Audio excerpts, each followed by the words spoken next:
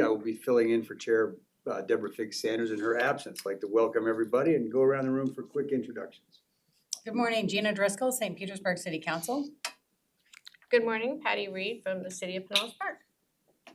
And hello, I'm Brad Miller. I'm the CEO of PSTA. Darden Rice, Chief Planning and Community Affairs Officer. Thank you all. Right now, I will open up for public comment. Is there anybody from the public that wishes to comment? Seeing none, I will close public comment. Right now, we move on to the number 3A, the action items. Approve the July 9th, 2025 minutes. Do I have a motion? Motion. Second? Second? Is that a question or a second? Second. Okay, thank you. All approved? Aye. Aye. Those dissenting? Hearing none, motion approves. 3B, the approval of the CEO evaluation form from Brad Miller. Guess you will walk us through that, Brad? Sure. Thank you. So, my favorite time of year, this is the time for the board members to complete an evaluation form on my performance. And based on the comments made by the PSA board last year, we've, thanks to Trish for helping me revise it a bit, there was a request by a number of board members to have more of the evaluation based on quantitative metrics to how PSDA is either succeeding or failing. And so what we've done is, if you can see it in your packet, the new form has a more specifically lays out a quantitative section and a qualitative section.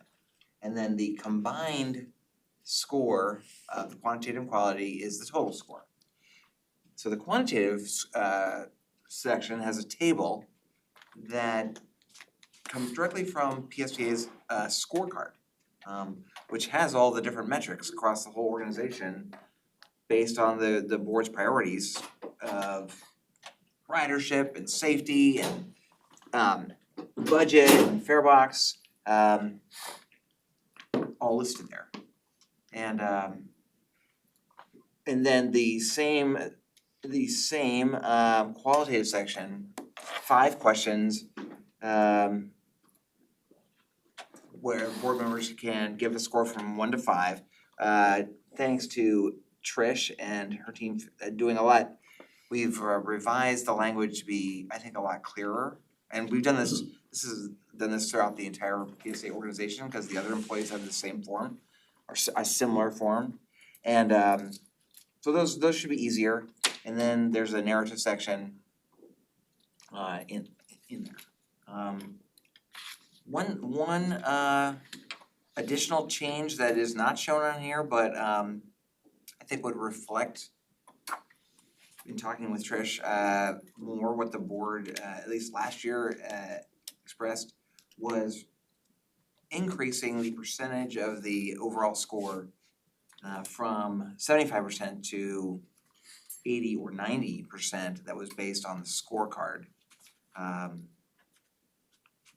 versus the qualitative evaluation, the qualitative evaluation of the board members, the numbers. Quite frankly, it's the narrative comments from board members that are most helpful. The numbers are kind of all over the place, depending on the board member. But I very much value the suggestions or the narrative format, especially. But anyway, the goal would be that you would give any comments. We will make those adjustments, and then we will send it out to the board members. Any questions? Go right ahead. Not so much a question, but I think, so the 75-25 is, are you saying that's what we've had, or that's what, is that kind of the starting point for this discussion? Yeah. Yeah, And it's okay keeping it there. I think it makes sense to keep it the way it is. The quantitative or so the qualitative is everything that's not the numbers. And so you're saying that the qualitative includes the comments and suggestions and things like that? Yeah, well, it is essentially the average scores on a scale on these questions: leadership, developing others, communications, planning, and innovation, that the 15 board members Mhm, fill out, and then the average of those, mhm. and that would be the 25% Okay, to get to the number. That's fine. okay. I think there were some comments, and maybe it was just the fact that we had a number of newer board members last year that made these comments, but they felt like, well, it was hard for them, they didn't really know me, or they didn't know enough about PSTA to really do a good assessment. And you know, we try very hard to get them to understand. Right, and you And know, what they most understand is whether the buses run on time, or the ridership and the quantitative was what they felt. Which I right, agree is my job, right, and with Ford Pinellas, with their evaluation for Whit Blanton, we had a lot of new board members this year, and some, since they were newer, didn't feel comfortable with that. So, I mean, that's common. Yeah.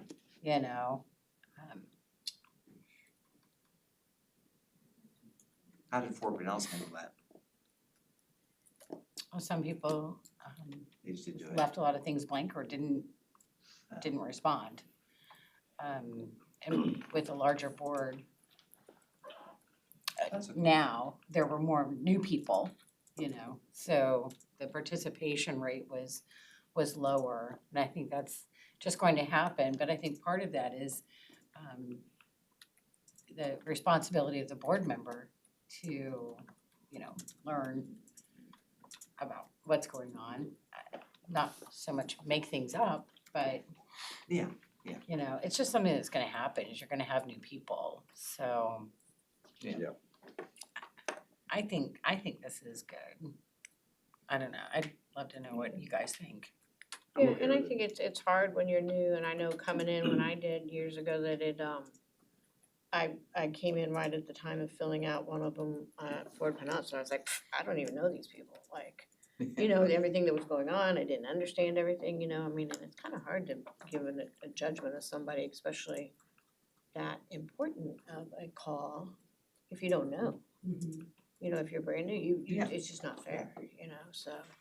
I like both the where you can do comments, and then I also like, you can look at the numbers, and you can get numbers out of anything and figure it out, but if you look at, and we even talked about this with taking some of the employee feedback for some of it, because that, if it's not a great core working mechanism, you're just going through the people, so. Right. So I like Yeah. that side of it too. If I could add, Sure. the numbers, the performance of the organization as a whole, those, quantitative elements are extremely important, but they're not everything it doesn't reflect everything that a CEO does. There's professional development and employee related aspects of the job, communication, the numbers themselves don't always reflect all of that, because you can have great numbers but be a terrible boss. We've probably all had one in our lives, so I'm thinking about that as well. That's the philosophy behind having a all PSA employees, all non-union PSA employees have a similar quantitative, the numbers are the most important, the results of what they accomplish are the most important part, but there's also an aspect of being part of, being a good boss or being a good employee and working with others and collaborating and communicating and all those things is important. And so that's why the qualitative evaluation is there too. Well, I think it's a good form in that, 75% is based on measurable, definable metrics to reach, whereas the rest is subjective by board members and things like that. So I think it provides a good balance for and the concerns mentioned here, I think, are valid about newer members being somewhat reluctant. I remember my first evaluation, I'm like, really? I mean, but, so you fill it out the best you can, which is why it's not weighted as heavily as the stuff that's easily measured, so. Do we have any more discussion on this matter? I do not. Can we get a motion to approve the form? So moved. Second? Second. Thank you. I was asking for a second, not Second. second. Thank you. All approved? Aye. Aye. Opposed? Thank you, motion passes. Next up, Trish Collins with our strategic plan. Good morning. Good morning. Morning. Thanks, Rachel.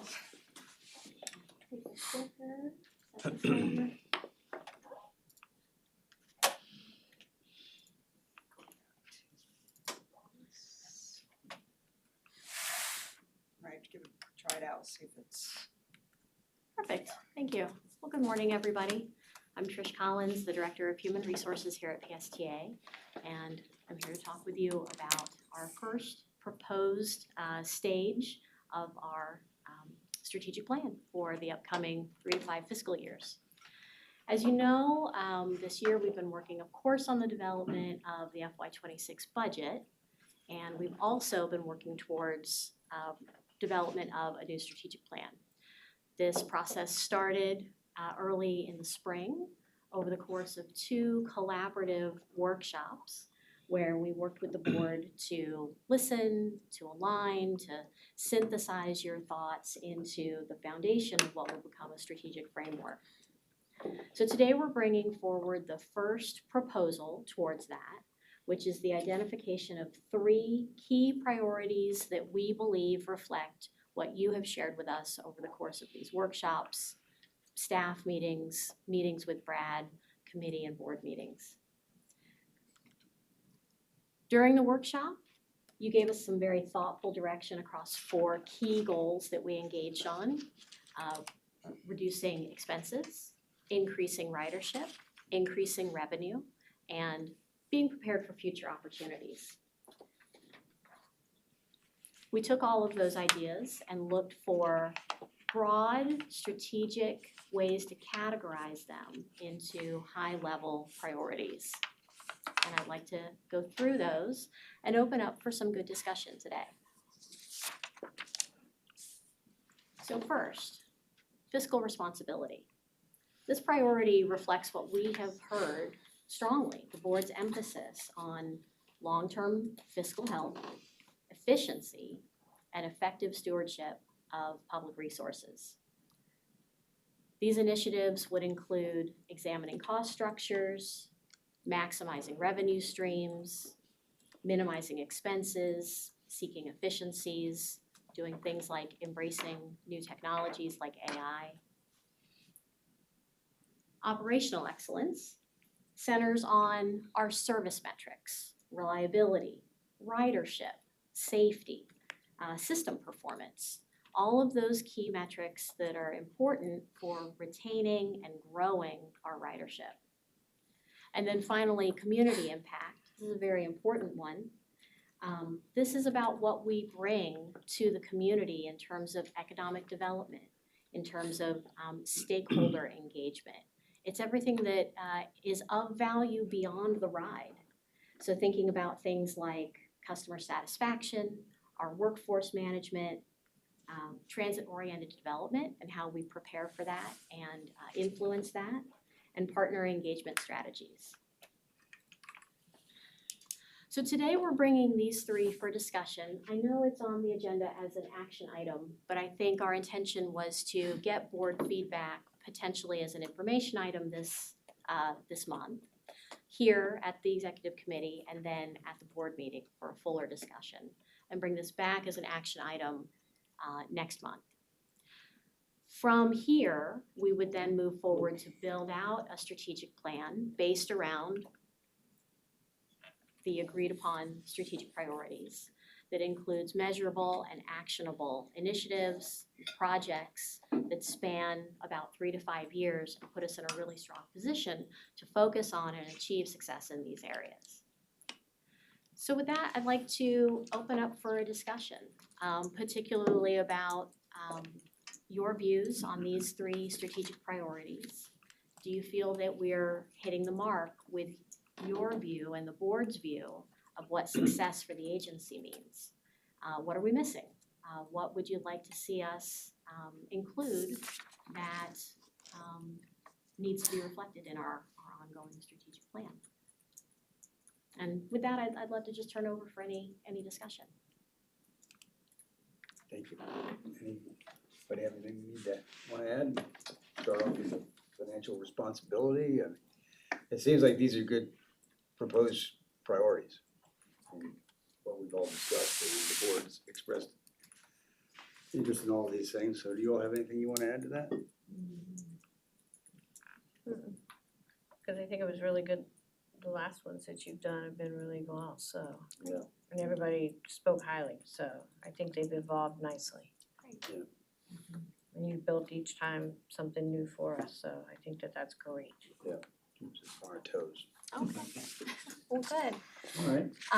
Well, I will share then, this is in no way final, but as this relates then to the build out of a larger strategic plan, which then flows down into our organizational scorecard and the metrics that we set and manage towards in the entire agency, I just wanted to share a draft, and this is also in your Granicus packet, of what a FY26 organization scorecard could look like that are oriented around these 3 strategic priorities. And again, we're still in discussion phase on those, but I'm really glad to hear your feedback that you feel that these 3 are hitting the mark. And what we want to do with our organization scorecard is we always do our focus on those measurable outcomes that demonstrate whether we're being successful in meeting these targets. Underneath the metrics on the scorecard are specific projects, initiatives that have owners and targets that are spread throughout the agency that each department is delivering. But at the organization level that you're looking at, these are intended to be the outcomes to show that those initiatives and projects are being successful.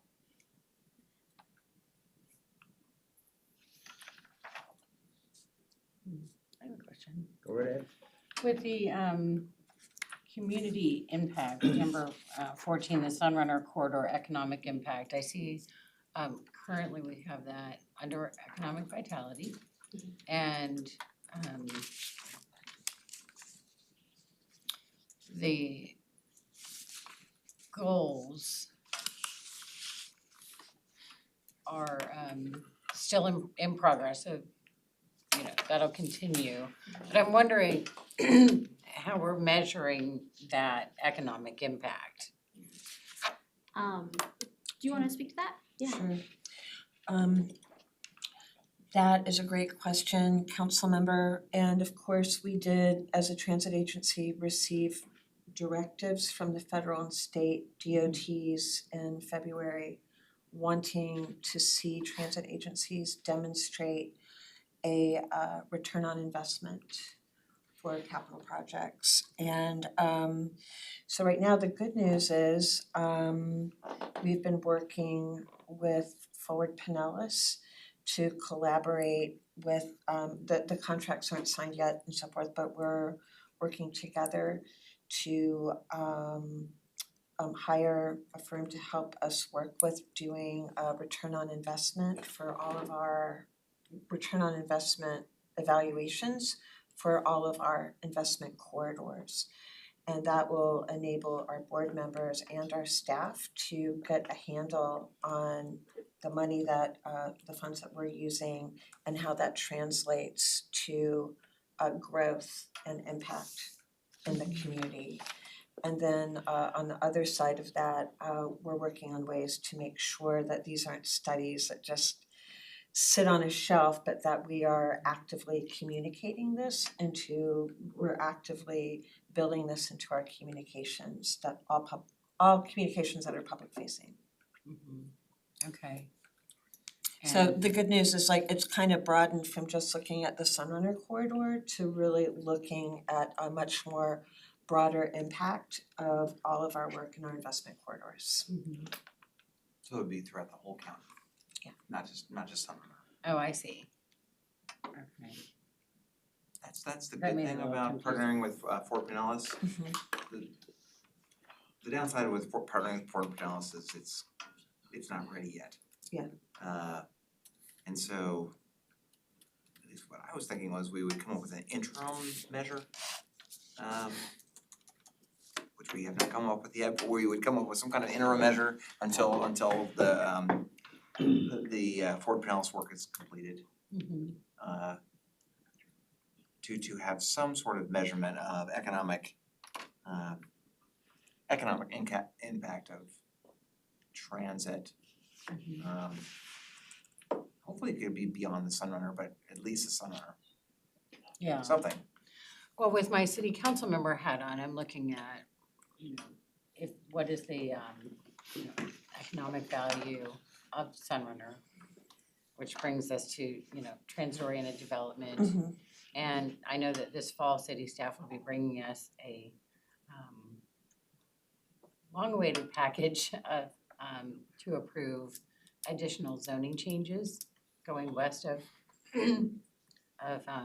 where we left off in the Grand Central Warehouse Arts District area, with the areas west of that in St. Petersburg. Yeah. Having some gentle density increases as part of our transit-oriented development plan. So we've been, that's kind of, it's overdue. But it does, that's why I was just wondering if you were looking at new developments coming forward as a We are. result of this, and how many new businesses have opened along the corridor, because you really do see that growth happening. That's our goal, is to come up with some kind of metric that measures that, the outcome of economic, new businesses, new developments along all the corridors. We talked about tracking the city's efforts, but that's really the cities, that's not PSDA. Right. PSDA's But it PSDA got that impact- going, yeah, but I mean, it's really the city's responsibility, right. maybe Fort Pinellas, but But I think the economic impact is going to continue to grow in a positive way as we get, those zoning changes done on the city level. That's going to open up opportunities for more development and denser development in those areas, Yeah. which, I see it as a partnership, I agree. So, just wanted to get a little extra info about that. It's good to hear you're working with Fort Pinellas on it. Yeah, and that's an important partnership because especially with transit-oriented development, it involves levels of analysis with, zoning, land use, that whole piece of it, so that we have all the tools in the toolbox. And it's a natural partnership for us to work together. Right. All right, thank you. I know we started with, I'm sorry, do you have something? I'll go after you, go ahead. We started with transit-oriented development with Fort Pinellas last year, exploring the possibilities. And we had to suspend it due to the storm, and I know we're Yeah. reaching back out to get that back going, cause we're looking forward in South Pasadena to capitalizing on the Sunrunner, which as everybody probably knows, most people were opposed to Sunrunner when it came to town. But now that it's there, I'm of the mindset we need to take advantage of it and grow. So I'm looking forward to us expanding on the transit-oriented development in our city, which will of course help this community impact. So I like the form, I think it's very well defined. You know, some of these other ones on last year's form were a little ambiguous, I thought, but this one is more, really drills down to measurable, I think, so I like it, so. I do have a question, with Ford Pinellas looking at the merger of the 3 counties. So where would what is the backup plan for, it'll be a little bit different, I think, because as that seems to be moving forward quicker than we thought, maybe. Oh, yeah? Well, when I was at the MPO in Orlando a couple weeks ago, it just seems to be always being thrown out there that the meetings are happening. So I don't know how fast that would happen or not happen, but what would be where's our goal to be more getting that information or working with the cities to get that, if we can't get it from Ford Pinellas when they merge?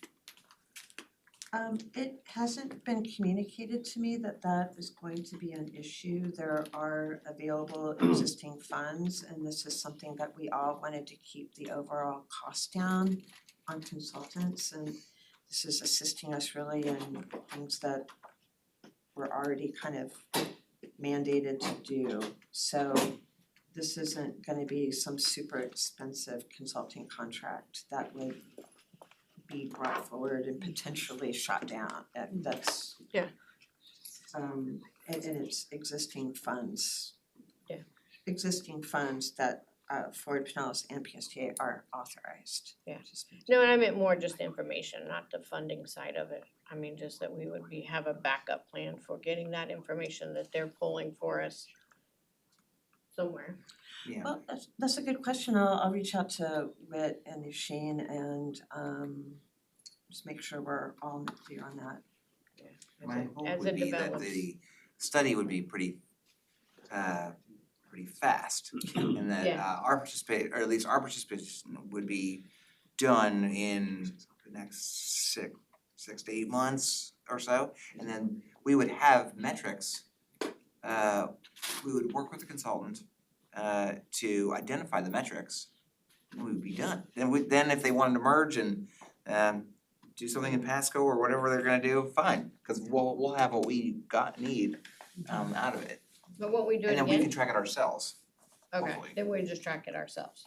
That's what I'm saying. I'm not saying it's happening right 6 months from now, but what I'm saying is that we have that we build a plan that's our own. Yeah. Or that we continually should be getting the information anyway on these kind of things. That is very perceptive. That is such a great recommendation. And one of the things that we want to get from this is actually just gaining a capability to do this research and evaluation in-house, and would likely become part of some things that we're talking about doing, like a business intelligence data warehouse approach in-house at PSTA. Yep, that'd be nice. Yeah. So we're just kind of learning. Hopefully. Yeah, that's Yeah, the that big would be vision, nice. yeah. I'm sure the consultant will suggest that they be held on retainer Of course. forever and to do this for us, but we will say no to that. We have lots of really cool employees that are highly intelligent, We do. that can do it. Highly motivated too, here. And highly motivated. Highly He's not listening. Zoned out. He's busy buying stuff. Yeah, exactly, he's getting ready to ask us for money. He's looking at ferry boats. He's Mexico. looking at ferry boats online. The one in Mexico. Why are you looking at a ferry boat in Australia over there? Does anybody have anything else for Trish on this subject? Oh, I mean, I'll just add, I think with the MPO merger idea, I don't see any work that's already in progress being stopped. Yes. If anything, it would all be integrated and still continue to move forward. I think I would have a hard time getting support if it meant that anyone was going to lose work in progress. So I feel pretty good about that. Good. Thank you. Thank you all. Thank you, Trish. All right, thank Appreciate you. So we'll bring this back as apologies to Rachel for submitting it as an action, but we'll bring it back to the board for discussion and information Very good. in a couple of weeks, and then incorporating the feedback and bring back an action in September. Sounds great. Thank you, Trish. Next item, Trish is Mr. back. Brad Miller, Oh, Brad Miller. draft agenda. Oh. I thought we had the 25 scorecard. What's that? Oh, the current scorecard. Where are we? 4A. We went over that. Well, No, you were looking the at it, current- but we. Oh, I thought we Trish were. hasn't spoken about it. year's quarter three. Oh, okay, my apologies. Just a little bit more scorecard. You all were looking at it, I could tell. So You what- were looking at What it. I had given you is a draft of next year's Okay. potential. Yeah. And these are the actual results for the third quarter of this year. And you'll Right. see a great result that we are meeting or ahead of schedule, ahead of goal for most of our metrics. I'll point out that we did just complete our employee engagement survey. And we were really pleased to get an 86% result of engaged or very engaged as measured by a very experienced survey vendor. We're receiving detailed results very soon, and we'll be able to bring a summary to the board if you desire. But we worked very hard to create a great environment for our employees, and we were very pleased to see that we met the target that we were hoping for. And we'll continue to take action on the survey results that we got. We also had a great improvement since Q1 for our collisions per 100,000 miles. That's our Org 6 goal. You'll see it's in yellow because we are just ever so slightly above our goal of no more than 4 collisions per 100,000 miles. For Q2 and Q3, we were at 4.1. So we're still working on that, but have made some big improvements through our wonderful security department and safety department doing some retraining and analysis of our incidents. I'm also really pleased to show that our ridership is continuing to be above last year's performance. So if you look down at Org 11 in just below the middle of the page, our ridership metrics, our goal was to be above our ridership quarter for quarter compared to last year, and we have done that each of the 3 quarters so far this year. So all of the hard efforts from our marketing department and our outreach and other efforts around the agency to improve service have really led to growing ridership, and that's exactly what we want. And we had a good discussion already about the Sunrunner project, which, as Brad and Darden had mentioned, is coming along a little bit slower than we anticipated, but still moving along to produce some really valuable and positive results. And I'm happy to take any questions or thoughts. Anybody have any questions? Thank you. I have one real quick question. What do we attribute the 11.52 increase in fare to? It was like 7.3, then down to 5.4, then up 11.5 quarter 3 in fare and equivalent revenue. That is an excellent question. Debbie, do you happen to have some insight on that? Let me take a quick peek. Maybe a Isn't bag of that cash in the change- bus. Is that changed? Is it the change that was made that you told us about at the last board meeting? Well, this says quarter 3, so it ended June 30th, and that didn't kick off until July. I mean, I'm happy with the number. I'm just curious what Good drove it. No, if I may, Yeah. I wonder, does it have to do with Grouper? Because that's a service that we didn't I was have. thinking Grouper and Ferry have higher fares, Water Ferry, maybe that had something to do with that? Almost doubling the metrics on one. Yeah, that wouldn't be, No, Yeah. I No, don't it's, think. Just check it, we'll find out. Yeah, we'll dig into that one. Thank you for that Okay. question. okay, we'll move on then. Thank you, Trish. Thank you. Appreciate it. Back to Brad on the agenda. Okay. In your packet is the agenda, and I read a paper copy too. No. So I want to remember that we're gonna take a draft state legislative agenda also, we're gonna add to this looking pretty full agenda for August. The legislative committee at least had a consensus to bring this forward to the PSTA board, an agenda for the upcoming state session that included the only monetary ask is for $800,000 for ferry dock infrastructure for Dunedin, maybe Clearwater too, to match the federal grant investment that we're hopefully gonna get. And Ron Pierce believes that's an appropriate ask, especially since we have Senator Hooper as the chairman of the Appropriations Committee and Senator Sigley as the TED Committee chair. That they probably would be supportive of that. So we'll add that to the agenda. The Finance Committee meeting is meeting in 2 weeks on the 20th to go over to get us some uniforms throughout. Janitorial supplies, obviously needed. We have an Eckerd College agreement that Lucian's gonna have. That is the agreement to allow us to keep going to the bus stop we've been going to for 35 years. Somehow we need an agreement now. And then Trish is going to talk about the strategic plan like she just did. Hopefully we'll have a action item to approve a contract with our paratransit supplier Spare software company to take advantage of their AI customer service agent. The idea of this, the AI, we got a free pilot of this last fall and the feedback was it didn't work. It didn't work very well at all.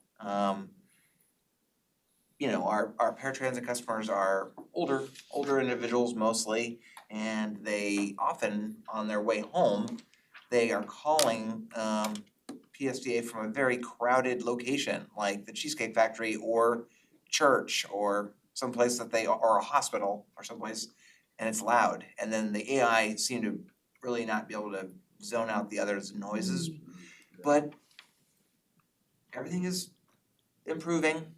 And supposedly it's much improved, so we think it'll be better.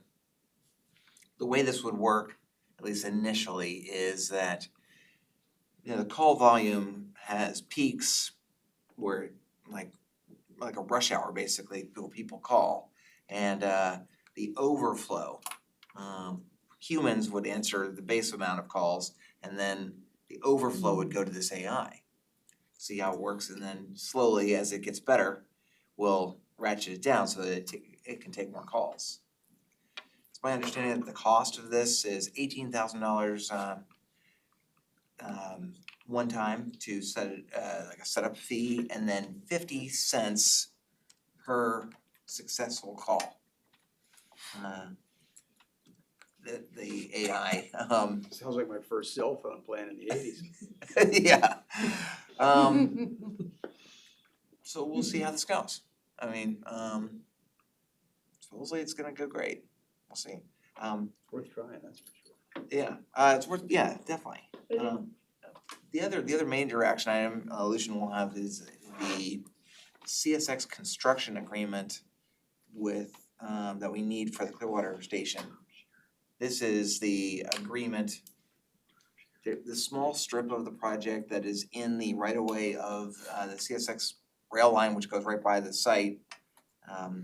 We already have a license to have a building there, but now we need the construction agreement to cover during construction the flaggers and the other things that our contractor has to follow. So we're working on that right now. And then Darden is going to be giving an update on the Connected Community Bus Network update, as well as our future premium corridor initiatives and where those stand. And then Debbie, I'm not so sure if Debbie will be giving a budget update as this describes, or if it'll be maybe we're planning on giving to the finance committee a presentation about our future bus purchases and our life cycle costs of the different kinds of buses in our fleet that she and Henry are in, and I are gonna work on as well. That's pretty much it. Thank you. Anybody have anything for Brad? Okay, any other business? Seeing none, we are adjourned. Next meeting is September 10th at 10 a.m. Thank you, everybody. Thank you. Thank you.